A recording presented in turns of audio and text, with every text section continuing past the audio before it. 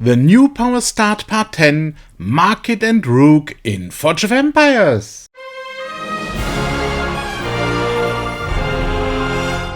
We produced 2 goods of the Bronze Age and so far 1 good of the Iron Age. A second Iron Age good will be added as soon as we have unlocked the corresponding deposit on the province map. It would have been a waste to produce goods for which we have not found any resources on the province map. All other goods have to be exchanged at the market. This is deliberately designed in the game so that players play together and not just side by side. For each successfully completed trade, the buyer pays a fee of 1 forge point in the market. This fee is waived when trading within your own guild. Therefore, it makes sense to keep an eye out for suitable trade offers while guild hopping. A trade ratio can be entered in the market. When trading goods on the same age, an exchange ratio of 1:1 is considered fair trade. In the app, you can automate this fair trade by using check marks. If you do not immediately find a suitable trade offer in the market, then simply set your own offer. Then you have to wait a bit, since the other players must also exchange all goods that they have not produced themselves. You should be able to find an exchange partner. Of course, you have to be patient. If the offer is not accepted within a week, or if you break off the trade, you get the offered goods back. In the lowest ages, up to and including the late Middle Ages, there are actually no better or worse goods.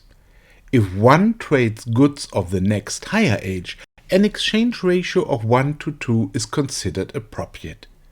This is based on the fact that twice as many coins and supplies are needed to produce them. Thus, if you can produce goods of a higher age and then exchange them for goods of the previous age, you are using your building space more efficiently. Many guilds also explicitly require their members to barter fairly.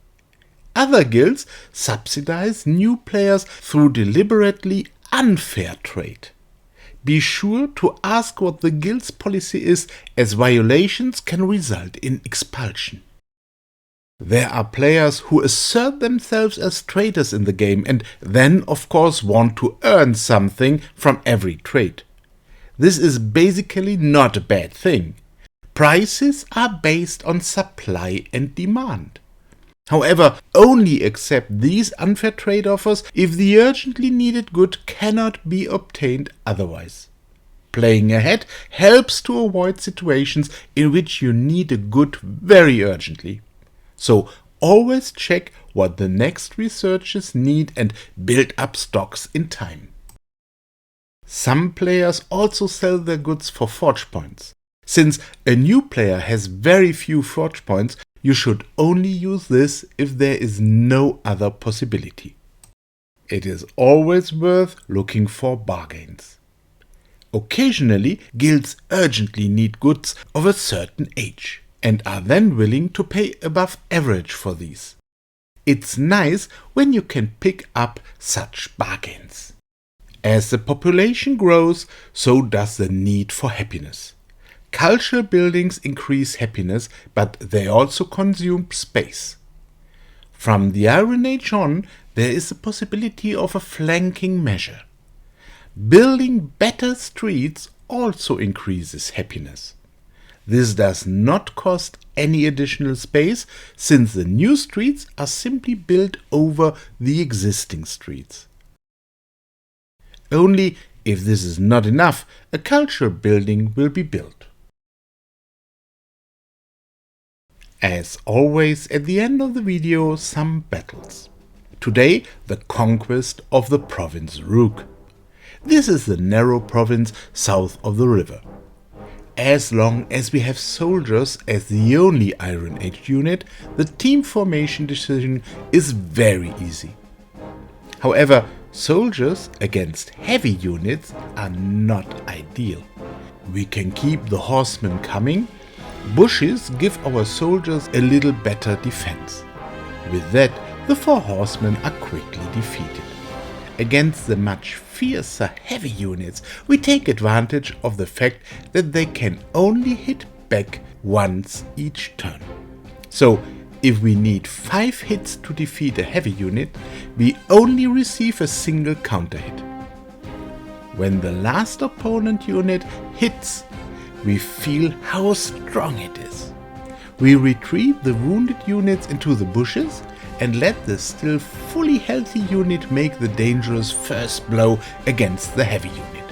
Forest gives an additional defense bonus. This time, 2 more hits are enough to defeat the heavy unit. This way, we only use a single unit. Once the wounded units are healed, we move on to the next sector. In the fight, soldiers against soldiers, we try to use forests and bushes in our favor. However, if the opportunity arises to attack the opponent's archers, that takes priority. Archers do a lot of damage, but they can't withstand anything themselves. Therefore, it is helpful not to let them shoot too often. In this battle, we have to take heavy losses, and so it takes a while until the next sector can be tackled. Third sector of the Rook province is not easy either. Soldiers against soldiers is always associated with losses.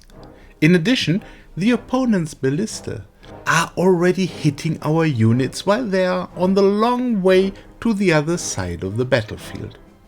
Once again, trees and bushes help our soldiers.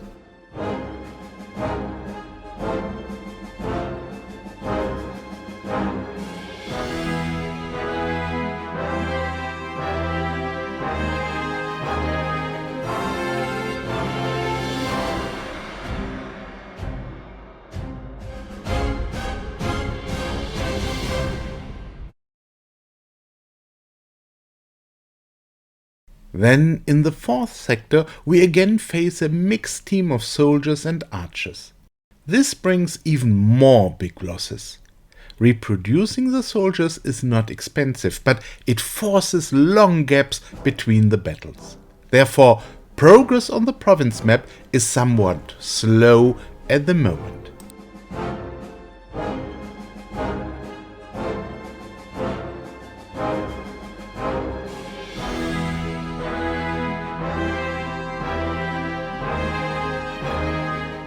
The archers of the Iron Age are strong units and indispensable against heavy units.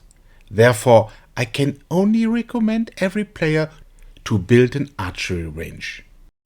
Sometimes you can find a tip on the web that you can win almost all Iron Age battles with 8 ballistae. Attention! This only works if you have good combat bonuses. Without such bonus, the ballistae are simply too weak in most battles. New players are better off with archers. We can then promptly use the archers in the last sector of Rook. I would have liked to show this battle as well.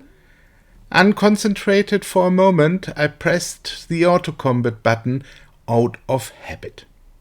If I had fought manually, the losses would have been less. After all, the province is conquered.